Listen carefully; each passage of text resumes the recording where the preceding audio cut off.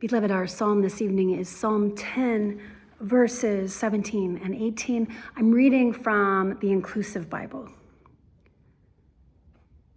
Yahweh, you hear the desire of the meek.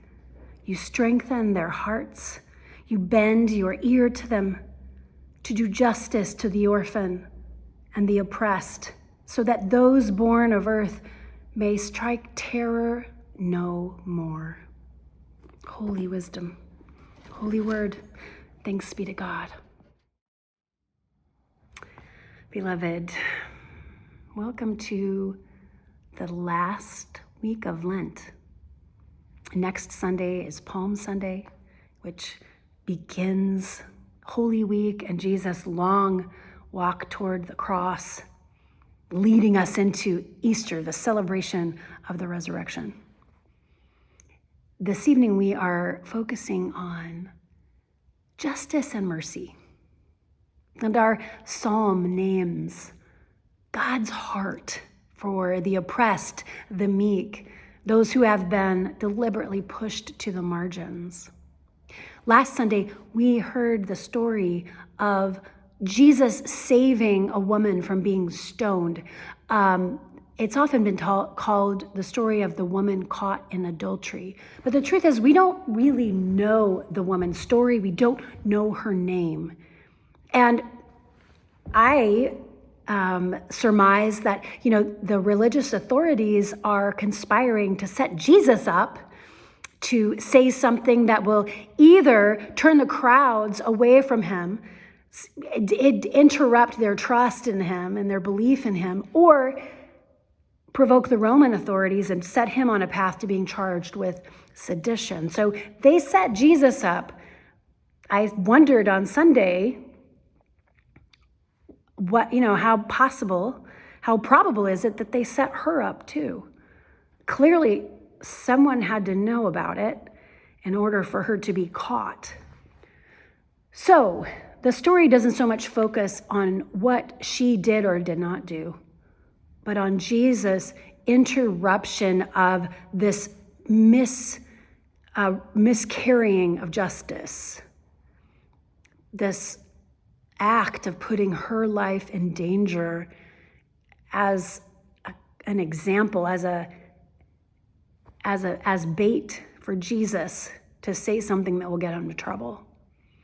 And what Jesus does is he doesn't play into their argument, but calls them all back into their humanity, reminding them that all of us fall short of the glory of God. All of us make mistakes. All of us miss the mark. All of us have moments where we choose disconnection and separation over connection, over love of our neighbor, of ourselves, of God. And I love the last line of today's psalm, that those who are born of the earth may strike terror no more. That those in power, that those that have the authority to create terror in the hearts and minds and lives of those who have been made to be vulnerable. And it doesn't say that God is going to vanquish those folks, but that God is going to interrupt their capacity to bring terror. That is justice and mercy. Just as Jesus shows mercy and justice, that is the creation of circumstances that allow for the flourishing of all. Jesus does that for both the woman who is at the center of this debate, who is a human being, who is beloved by God. So Jesus brings justice and mercy to her, and also to the religious authorities and to the crowd who is being co-opted, who may be recruited to do this terrible thing to this woman. The way that he brings everyone back into their humanity creates an environment of justice and mercy for everyone present. And that is what God is up to. That is what God has been working on since creation.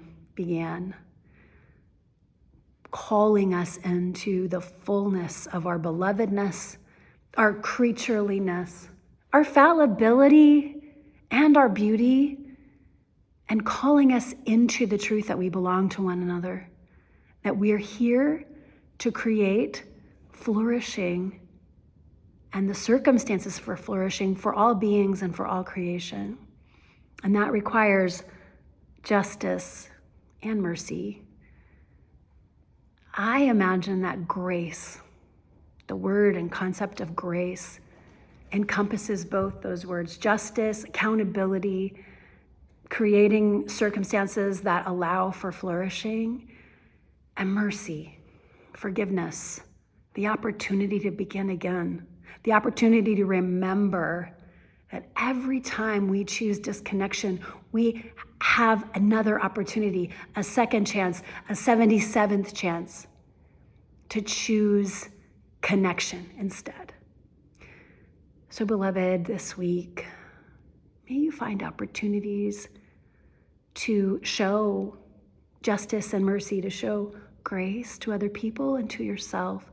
May you feel God's grace, that combination of accountability and mercy, shower you and fill you this week.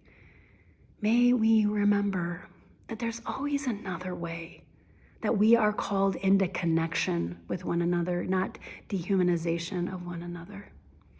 Have a beautiful week, beloved, and I'll see you on Palm Sunday. Wild blessings until then.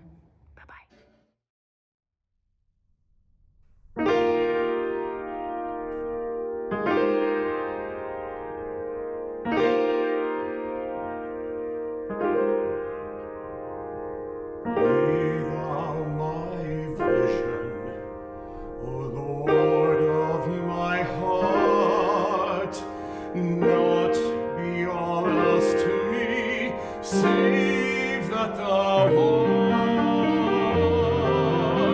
Ah, my best thought, by day or by night, waking or sleeping, thy presence my light.